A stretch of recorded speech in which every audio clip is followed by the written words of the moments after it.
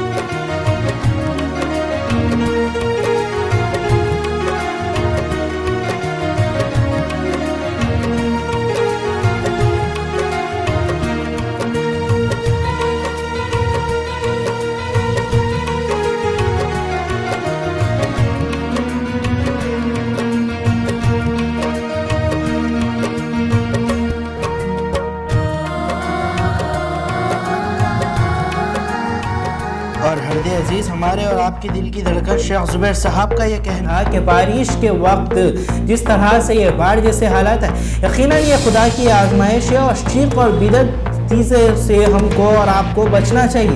यकीनन अल्लाह की ज़ात सबसे बड़ी है। जब ऐसे बाढ़ जैसे हालात आते हैं तो इंसान की आजमाइश ही नहीं बल्कि इंसान को ऊपर मकाम पर उठाने के लिए आते हैं। ये कहना था शेख जुबैर नामी शख्स का। आइए सुनते हैं ये खास।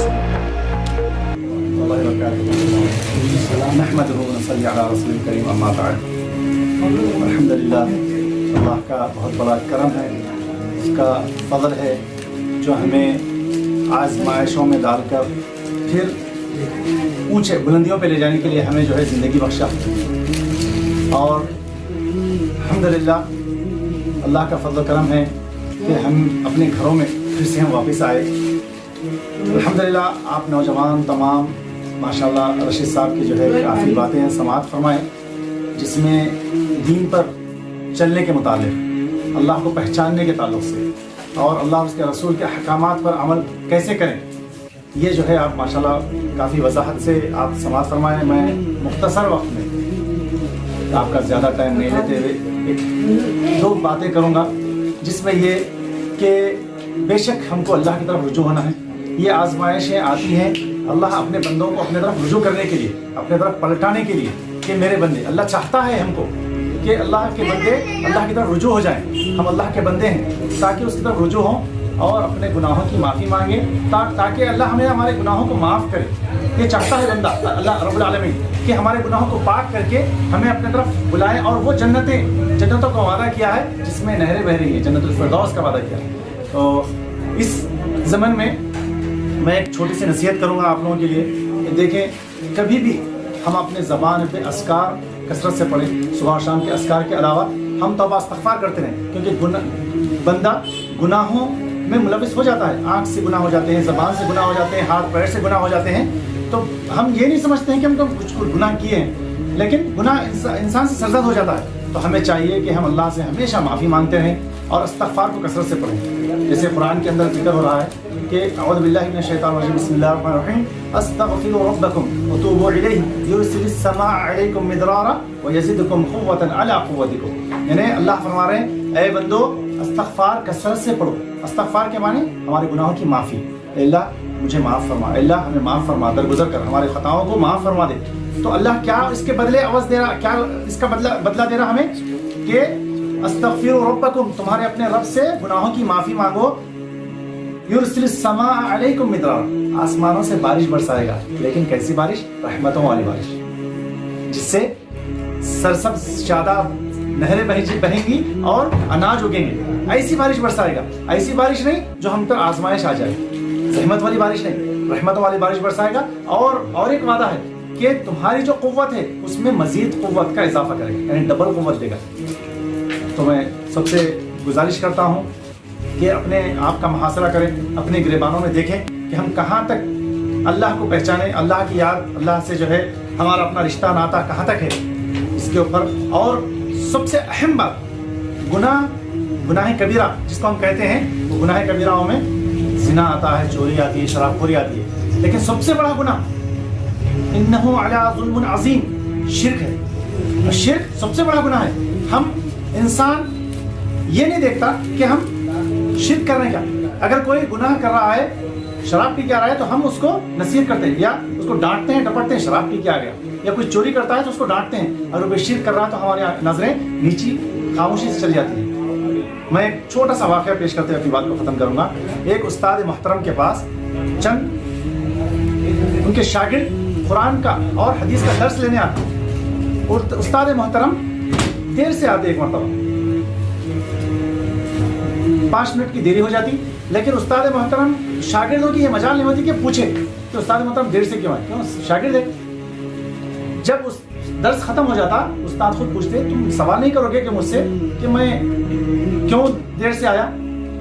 بولے ہاں استاد محترم آپ کی بات کیا ہے, آپ دیر سے کیوں آئے.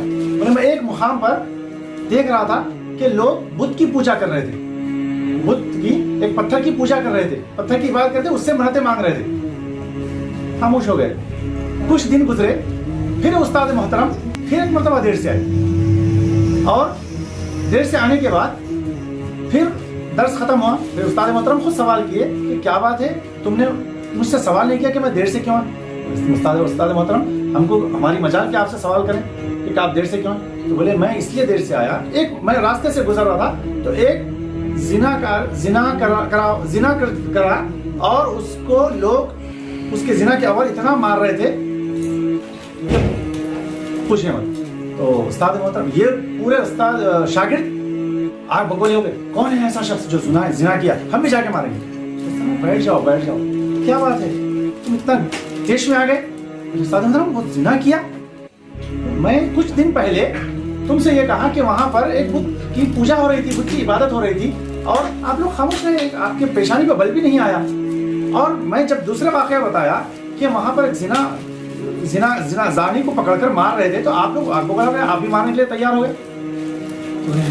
بولے اللہ فرما رہا ہے ان الشرک لظلم عظیم, سب سے بڑا شرک, سب سے بڑا گناہ کیا ہے, شرک ہے. جو سب سے بڑا گناہ کیا تھا اس پہ تو آپ کی پیشانی میں بل نہیں آیا.